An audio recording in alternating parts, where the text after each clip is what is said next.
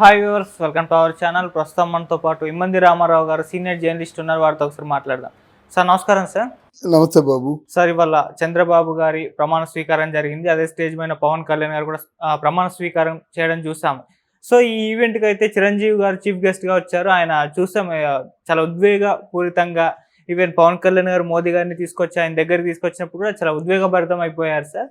So ఈ నేపథ్యంలో మరో వార్త ఆయన గురించి సోషల్ మీడియాలో చర్చించుకుంటున్నారు. ఆయన కూడా పొలిటికల్ ఎంట్రీ ఇవ్వచ్చేమో ఫ్యూచర్లో అన్నట్టుగా మాట్లాడుతున్నారు. మళ్ళీ చిరంజీవి గారు రాజకీయాల్లోకి రాబోతున్నట్టు కూడా వాళ్ళ అభిప్రాయపడుతున్నారు సార్. మరి వచ్చే ఛాన్స్ ఏమన్నా ఉందంటారా సార్? ఇది కరెక్ట్, అందరి మనసులో ఉన్నటువంటి ఆలోచనే. అవును. మొదట మీరు అడిగిన ప్రశ్నకి సమాధానం, ఆ వేదిక మీద కూర్చున్న ముందు వచ్చేసాడు, గమనించారా? ఆ వేదిక మీద కూర్చున్నంతసేపు కూడా చిరంజీవి గారి ఆలోచనలు తమ్ముడి మీదే. ఏంటే జనం, లక్షలాది మంది జనం అందరూ ఎదురు చూస్తున్నారు.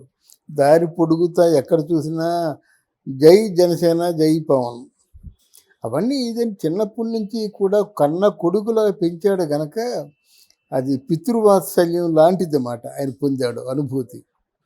తర్వాత ఎప్పుడైతే మోడీ కూడా, నేను బాగా గమనిస్తున్నాను, మోడీ కూడా చంద్రబాబు నాయుడు పవన్ కళ్యాణ్ వచ్చినప్పుడు చాలా గర్వంగా ఫీల్ అయ్యాడు. ఎందుకు గర్వంగా ఫీల్ అయ్యాడంటే, పవన్ కళ్యాణ్ పడ్డ బాధలన్నీ ఒక్కసారి గుర్తుకు వచ్చి ఉంటాయి.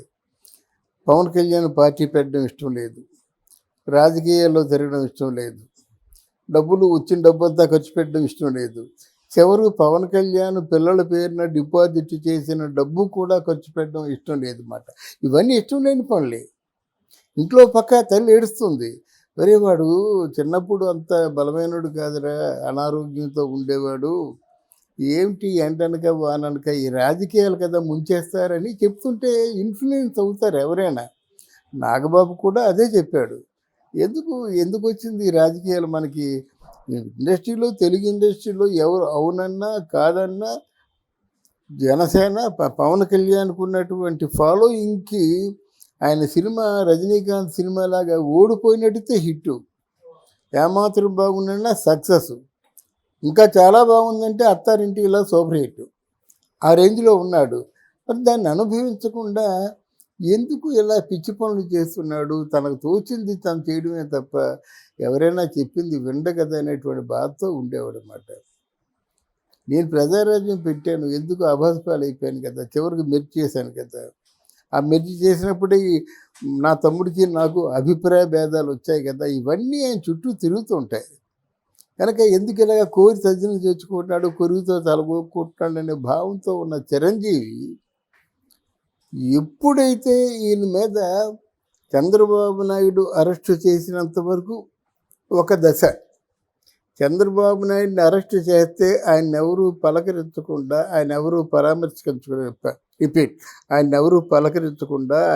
పరామర్శించకుండా ఉన్న తరుణంలో నేనున్నాను అంటూ జగన్మోహన్ రెడ్డి తాలూకు ప్రభుత్వం తాలూకు ఆగడాలు అంటే అక్రమాలు, దౌర్జన్యాలు వీటన్నిటినీ ఎదుర్కొంటూ వెళ్ళి భువనేశ్వరికి ధైర్యం చెప్పి, లోకేష్కి ధైర్యం చెప్పి, చంద్రబాబు నాయుడికి నేను ఉన్నాను అని చెప్పి బయటకు వచ్చి పొత్తులు అనౌన్స్మెంట్ చేసేసరికి పవన్ కళ్యాణ్ తాలూకు రాజకీయ ప్రభ ఒక్కసారి గుప్పు మందమాట.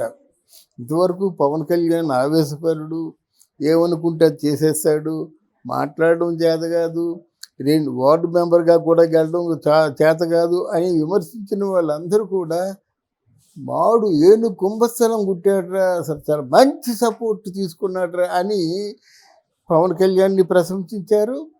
ఎట్ ది సేమ్ టైం 44 సంవత్సరాల రాజకీయాల్లో అనుభవం ఉన్న చంద్రబాబు కూడా మాకు జవసత్వాలు లేకుండా అలా ప్రాణం పోయే దశలో మమ్మల్ని వచ్చి ఆదుకున్నందుకు నీ జన్మ మర్చిపోలేననే మాట చంద్రబాబు నాయుడు చేత అనిపించుకున్నాడు.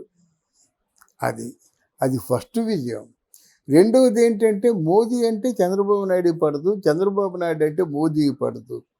పవన్ కళ్యాణ్ అక్కడ ఏం ఆలోచించారంటే ఓట్లు చేలనివ్వను అనేది ఒకటైతే, లేదు బీజేపీ, తెలుగుదేశం, జనసేన ఈ 3 కలిసి ఉంటే ఎన్నికలు సజావుగా సాగుతాయి కానీ నిజంగా చాలా మరి ఏ దేవుడు పుట్టించాడో ఆ ఆలోచన కానీ దాన్ని మోడీ కూడా సంసిద్ధం వ్యక్తం చేయలేదు. పవన్ కళ్యాణ్ ఇక్కడ తెలుగుదేశం పార్టీ చంద్రబాబు నాయుడు కూడా సంసిద్ధం వ్యక్తం చేయకపోతే ఇంత చిన్న వయసులో మధ్యవర్తిగా వెళ్ళి వాళ్ళ మధ్య సమన్వయం చేకూర్చి ఎట్టకేలకు బీజేపీ, తెలుగుదేశం, జనసేన కూటమిగా పోటీ చేస్తుంది అని అనడం అది చాలా గొప్ప అంశం అన్నమాట. నిజంగా బీజేపీ కూటమిగా పోటీ చేయకపోతే ఎన్నికల్లో ఇంకెలాంటి పరిణామాలు చోటు చేసుకునేవో మనం చెప్పలేము. కానీ ఇప్పుడు అలా కాదు. ఎన్ని ఎలక్షన్స్, పోలీసు బందోబస్తు ఇవన్నీ చిన్న చిన్న గొడవలు జరిగినప్పుడు కూడా సక్సెస్ఫుల్గా జరిగిపోయింది. ఇవన్నీ కూడా ఉంటుంది కదా, అన్నయ్యగా ఉంటుంది కదా. తర్వాత భారతదేశాన్ని గడగడలాడించిన మోడీకి పవన్ కళ్యాణ్, చంద్రబాబు నాయుడు ట్రంప్ కార్డులు అయ్యారు. చివరి దశలో ఆల్మోస్ట్ కూటమిలో ఉన్న పుణ్యానికి మోదీని గట్టెక్కించేటువంటి అవకాశం వాళ్ళకి కలిగింది. ఇవన్నీ వాళ్ళ అన్నయ్య ఫేసులో కనిపిస్తాయి మనం చదవగలిగితే. అలాంటి వ్యక్తి రజనీ పక్కన సమూజీలు, అక్కడ సూపర్ స్టార్ అయినా ఇక్కడ మెగాస్టార్ అయినా ఆ వేదిక మీద గౌరవించడమే చాలా గొప్ప. అటువంటిది మోదీని తీసుకొచ్చి చిన్నపిల్లలాగా పవన్ కళ్యాణ్ తీసుకొచ్చి చిరంజీవిని కావలించుకొని చిరంజీవిని తర్వాత ఏంటంటే గట్టిగా పట్టుకొని నిన్ను మించిపోయే నీ తమ్ముడు అని చెప్పినప్పుడు ఏ తండ్రికైనా జలజల కన్నీరు కారిపోతుంది. అంతేకాకుండా ఇక్కడ పవన్ కళ్యాణ్, మోదీ, చిరంజీవి ముగ్గురు విజయకేతనాలు ఎగరేశారు. విజయకేతనం అంటే చెయ్యి పైకెత్తి జై కొట్టడం అన్నమాట. అది ఎగరేశారు, అందరూ చూశారు. తర్వాత మళ్ళీ ఇంకోసారి చిరంజీవిని గౌరవించుకున్నాడు. అప్పుడు చిరంజీవి తట్టుకోలేక గుండె పగిలేలాగా పాప ఆ ముఖంలో ఇంత గంభీరంగా ఉన్న చిరంజీవిని, అంటే చిన్నప్పుడు చిరంజీవి గారి చేతుల్లో పెరిగినటువంటి పవన్ కళ్యాణ్ వీడైనా ఎంత పెద్దోడు అయ్యాడు. ఇప్పుడు కళ్యాణ్ కానీ నేను కానీ ఉన్నానంటే మా వెనుక సురేఖ ఉందని చెప్పాడు. ఇవన్నీ వాళ్ళు చెప్పుకున్న మాటలే మనం కూర్చి చెప్తున్నమాట. దాంతో తను తట్టుకోలేక ఈసారి అప్పుడు సురేఖమ్మ మొహం చూడాలి. అలా కళ్ళు తుడుచుకుంటుంది, తన్మయత్వంగా ఫీల్ అవుతుంది.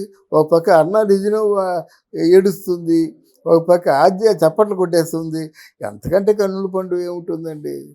గనక చాలా అద్భుతమైన ఘట్టం అది. దానికి ఏంటంటే అందరికీ కూడా మొన్న చిరంజీవి ఇంటికి వెళ్ళినప్పుడు అన్నపాదాలకి, వదిన పాదాలకి నమస్కారం పెట్టినప్పుడు ఎటువంటి ఉద్వేగం ప్రేక్షకులకు కూడా కలిగిందో ఇప్పుడు కూడా అటువంటి ఉద్వేగమే కలిగింది. ఇక మీరు అడిగిన ప్రశ్నకి సమాధానం నేను చెప్తున్నాను ఇవాళ. చిరంజీవి సినిమాలు చేస్తాడు, కానీ ఉన్నతమైనటువంటి ఒక పదవి మాత్రం చిరంజీవిని వరిస్తుంది తొందరలో. చిరంజీవి సినిమాలు చేయడం మానేడు, కానీ ఆయన గౌరవానికి, ఆయన స్థాయికి, ఆయనకున్న పద్మవిభూషణ్ అవార్డుకి తగ్గట్టుగా కేంద్రం నుంచి మంచి ఒక విలువైన పదవి వస్తుందని మనం ఘంటాపదంగా చెప్పొచ్చు. అందుకు మోదీ కూడా సుముఖంగా ఉన్నాడు. ఈరోజు పవన్ కళ్యాణ్ అంటే పూర్తి నమ్మకం మాట. ఆయన ఏం చెప్తే చేస్తాడు చిన్నపిల్లలాగా. అయితే ఆయన కొడుకు అయినట్టయితే మోదీ ఒక తండ్రిలాగా వెంటబడి వచ్చి చేస్తా అన్నట్టుగా చేసాడన్నమాట. కనుక తప్పకుండా చిరంజీవిని మనం రాబోయే రోజుల్లో సినిమాను మానేస్తాడని చెప్పను. ఆయన గౌరవానికి తగ్గట్టున్నటువంటి పోస్టు తప్పకుండా వస్తుందని మనం ఆశిద్దాం. Okay sir, thank you so much. Thank you.